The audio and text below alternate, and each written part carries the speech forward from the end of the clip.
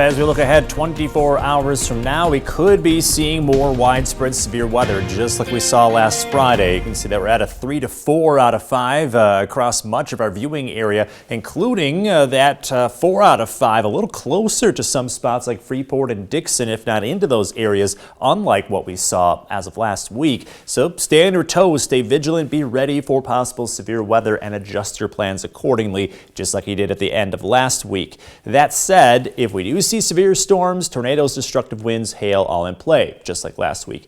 Unlike last week, a lot more uncertainty is in play. It's not as much of a slam dunk scenario as it was just a few days ago. Reason why, there is a cap on the atmosphere potentially here. That's a layer of warm air above the clouds. So as those updrafts go up and start to form those showers and storms and even clouds in general, that warm air prevents that from rising further. So basically it limits or eliminates storms completely. That said, if we're able to heat up the surface enough to overcome that warm air, or that cap is somewhat thin or weak and it's able to break, we can get violent severe weather. So that's what we're watching closely here.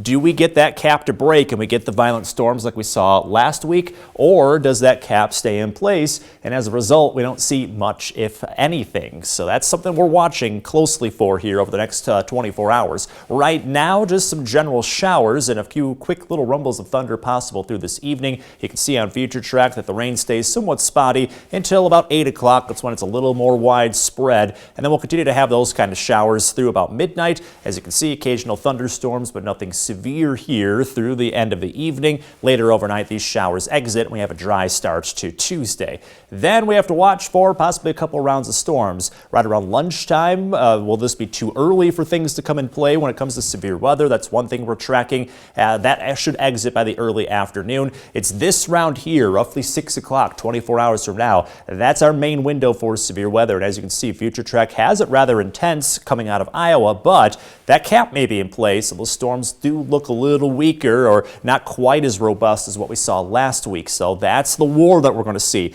Does that cap limit things, or does it break and we get all sorts of severe weather going into tomorrow evening? So stay on your toes tomorrow evening, and again, adjust your plans accordingly. Make sure you got ways to get those weather alerts. You might need them as we go throughout the rest of Tuesday. Into Wednesday, a few storms in the morning, then windy and warm with highs in the 60s. We cool off with a lot of sunshine towards the tail end of the week. The holiday weekend has temperatures in the mid to upper 60s, but there is a slight chance for rain on Sunday, and then more showers and storms possible Monday. In your most accurate 10-day forecast, we're really getting into some spring weather long term, possibly getting into the 70s for the second time of the month. That's going into the tail end of next week. So overall, might be getting rid of the wintry conditions we've seen a lot of in March. The one downside, though, still can't get rid of that threat for severe storms just yet.